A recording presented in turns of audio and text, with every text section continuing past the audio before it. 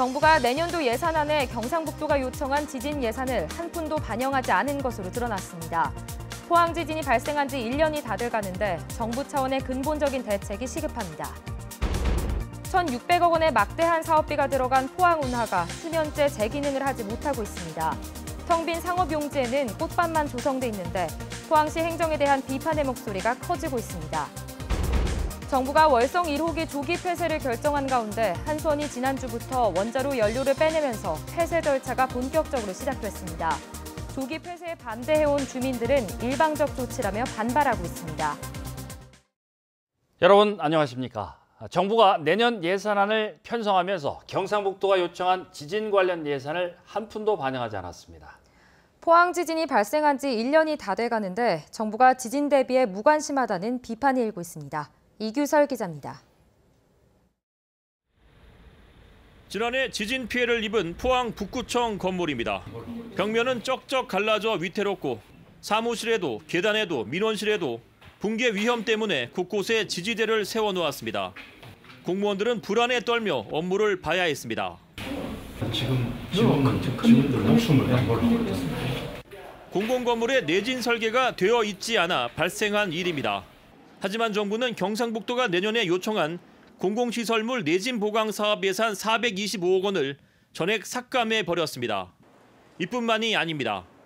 경북도가 신청한 국립지진방재연구원 설립 용역비 5억 원과 포항 국가방재교육공원 조성 용역비 3억 원도 전혀 반영하지 않았습니다. 내년 예산도 지금 국비가 반영이 되지 않고 있어서 저희 수차례 저희들 건의도 하고 있습니다만은 우리 지역 국회의원들하고 또 전문가분들하고 지속적으로 반영될 수 있도록 노력해 나갈 그런 계획입니다. 특히 정부가 국립지진방재연구원 예산을 반영하지 않은 것은 납득하기 어렵습니다. 국립지진방재연구원은 경주 포항 지진이 잇따르자 한반도가 지진 안전지대가 아니라는 공감대 아래 추진된 사업이기 때문입니다. 맞설 때는 대통령 휘하에 그 국무총리 여야를 막론하고 많은 국회의원들까지 와서 최대한의 그 후원을 주겠다, 또 배려를 하겠다 해놓고 결과적으로는 아무런 반영이 되지 않았습니다. 이제 남은 것은 국회밖에 없습니다. 포항 지진 이재민들은 벌써 9달째 텐트와 컨테이너에서 생활을 이어가고 있고 언제 지진이 다시 올지 모른다는 불안에 떨고 있습니다. 다른 예산도 아니고 정부가 지진 관련 예산을 모조리 칼질한 것에 대해 비판의 목소리가 커지고 있습니다. MBC 뉴스 이규설입니다.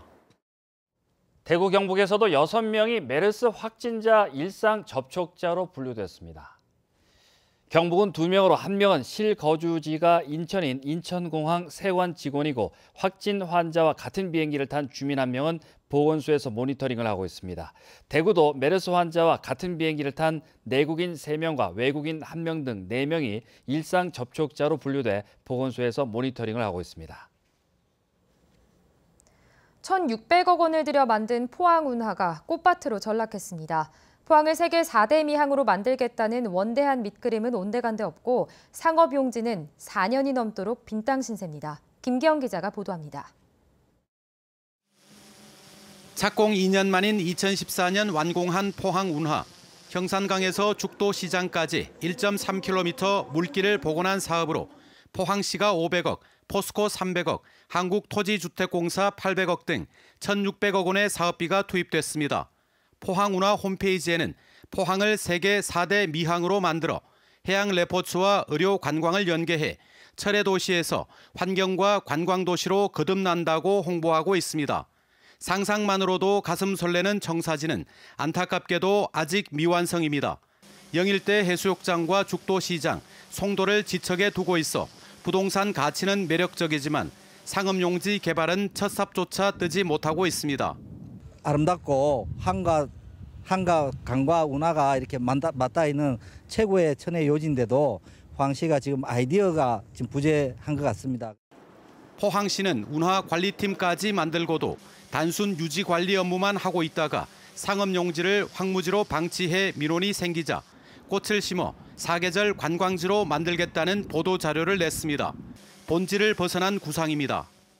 포항시는 대기업을 접촉해 보았지만 땅이 협소하고 제반 여건이 좋지 않아 투자를 꺼린다는 핑계만 대고 있습니다. 그동안 재정비 촉진 지구에 묶여 온갖 불편을 감수해온 주민들은 실망감이 큽니다. 타 지역의 예산을 빼서라도 오페스 공사를 재정비 촉진 지역부터 먼저 해주겠다고 해놓고 아직까지 묵묵부답입니다. 이명박 대통령 재임 시절 대통령 고향을 위한 사업이라는 오해를 받으면서까지 완성한 운하지만 뒷심이 부족해 당초 목적지로 가지 못하고 있습니다.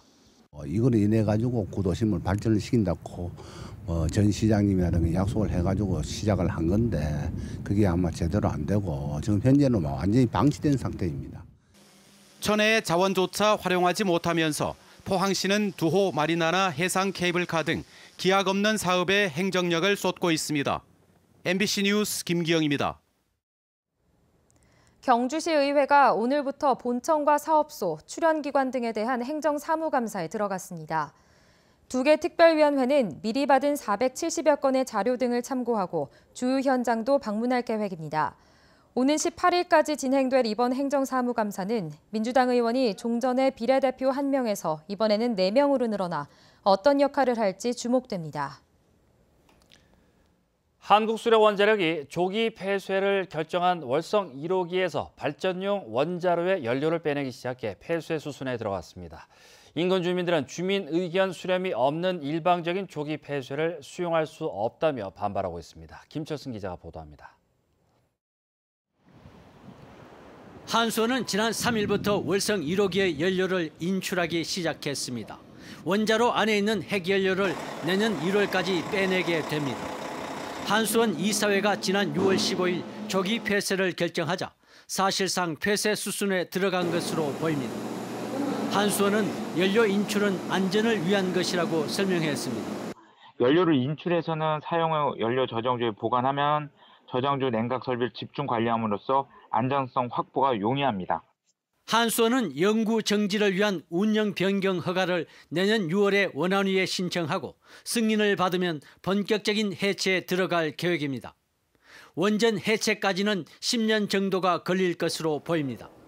하지만 원전과 가장 가까운 양남면 5개 마을과 양북면 간포읍 주민들은 의견 수렴 없는 조기 폐쇄를 반대한다고 밝혔습니다.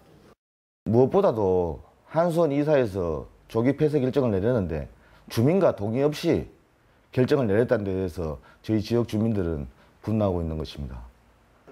경주시 의회도 월성 1호기가 조기에 폐쇄되면 법정 지원금 등 432억 원을 못 받게 된다며 영구 폐쇄를 수용할 수 없다며 철회를 요구했습니다.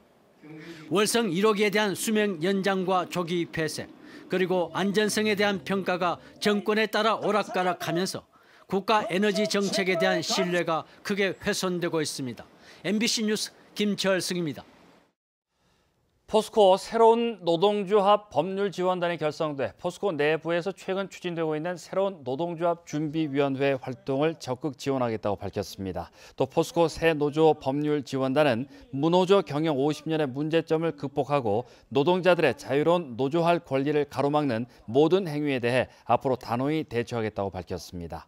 포스코 새 노조 법률 지원단은 경북노동인권센터와 금속노조 법률원, 민주사회를 위한 변호사 모임 노동위원회 등 5개 단체 소속의 변호사와 노무사 등이 자발적으로 참여해 구성됐습니다. 2019학년도 대입 수능 원서 접수 결과 대구 경북의 전체 지원자 수는 5만 4천여 명으로 나타났습니다. 대구 경북 지역 4년제 대학과 전문대학을 합한 전체 모집 정원은 6만 4천여 명으로 전체 수험생 수보다 1만 명 이상 많아 경쟁률은 0.85대 1로 예상됩니다. 더구나 지역 수험생들이 서울과 다른 지역으로 가는 경우가 많아 지역 대학들은 신입생 확보에 어려움을 겪을 것으로 예상됩니다. 2019학년도 대학 입학 수시 모집 원서 접수가 오늘부터 시작됐습니다. 어떻게 해야 합격 가능성을 높일 수 있는지 이상원 기자가 보도합니다. 수시 모집 전형은 크게 4가지입니다. 교과 성적으로 선발하는 학생부 교과 전형이 55%, 비교과, 교과, 면접 성적을 종합적으로 보는 학생부 종합 전형 32.5%, 논술 전형 5%, 실기 전형 7.5%입니다. 수험생들은 자신의 객관적 위치를 정확하게 파악해 강점이 있는 전형에 집중하는 것이 중요합니다. 보람찬 활동이었다고 생각하는 거라든가 아니면 정말 나를 드러낼 수 있겠다 이렇게 생각하는 것들을 생각하면서 저는 적었고요. 수시 모집 지원 카드는 6장, 합격하면 반드시 등록을 해야 하기 때문에 소신, 적정, 안정 지원을 같이 해야 합니다. 6개의 카드를 전부 쓸 생각은 아니고 한 4개 정도를 쓸 생각인데 그중에서 이제 한 2개 정도는 논술 상량 지원을 해서 낼 생각이고 2개 정도 이제 제 적정선에 맞춰서 낼 생각입니다. 수시에는 수능 시험을 최저 학력 기준으로 많이 활용하기 때문에 수시와 정시를 따로 생각해서는 안 됩니다.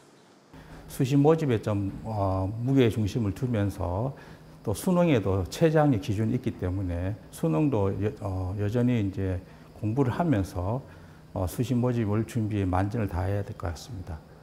자기 수능 실력으로 정시에서 어느 정도 대학을 지원할 수 있는지 파악한 뒤 수시 모집의 지원 범위를 정해야 수시 모집에서 성공할 수 있습니다. MBC 뉴스 이상원입니다. 경북 동해안 지역 대학들도 오늘부터 2019학년도 수시 전형 모집을 시작했습니다. 포스텍은 창의 IT 융합공학과를 제외한 모든 학과 구분 없이 무학과 단일 계열로 300명을 서류와 면접으로 100% 선발하고 한동대도 100% 자율 전공 방식으로 771명을 수시 전형으로 모집합니다. 동국대 경주 캠퍼스는 의학 계열을 제외한 모든 모집 단위에서 수능 최저 학력 기준을 폐지해 1,384명을 수시로 선발하며 포항대학교와 설린대학교는 전체 신입생의 90%를 수시 1차 모집에서 뽑을 예정입니다.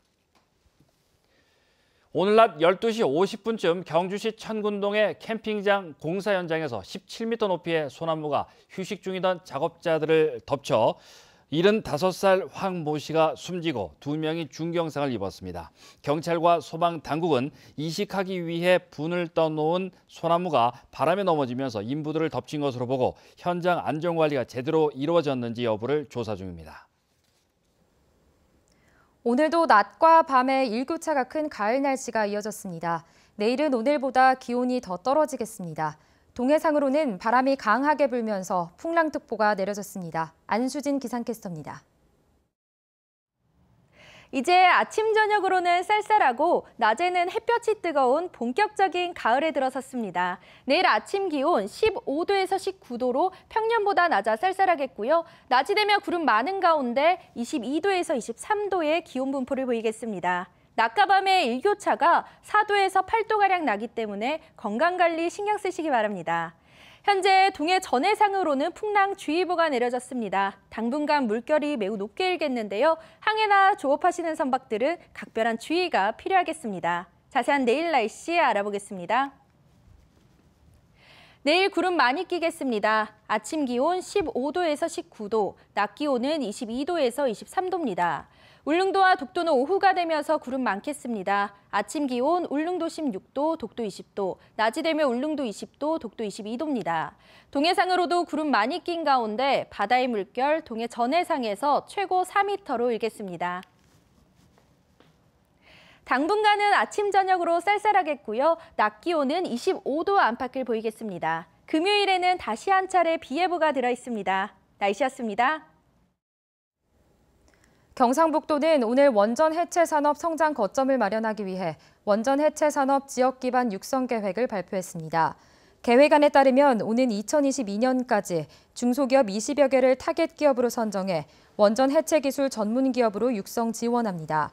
또 도내 원자력 관련 학과에 사업비를 지원해 원전 해체 전문 인력을 육성하고 전기와 기계, 금속 산업 등의 인재 양성에도 힘을 쏟기로 했습니다.